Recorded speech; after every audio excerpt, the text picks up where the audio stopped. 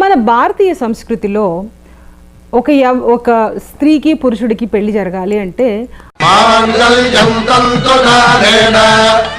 సీతా కళ్యాణ వైభోగమే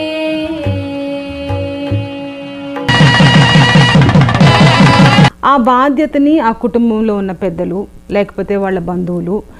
ఇంకా పాతకాలంలో చూస్తే గ్రామ పెద్దలు, వీళ్ళు డిసైడ్ చేసి ఏ విధంగా ఈ పెళ్ళి జరిగితే ఈ కుటుంబానికి పొంతన ఎట్లా కలుగుతుంది,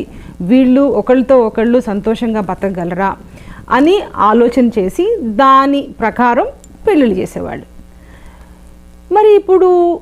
అట్లా ఉన్న భారతీయ సంస్కృతిలోంచి క్రైస్తవంలోకి వచ్చిన వాళ్ళని ఆ కుటుంబాలతో సంబంధం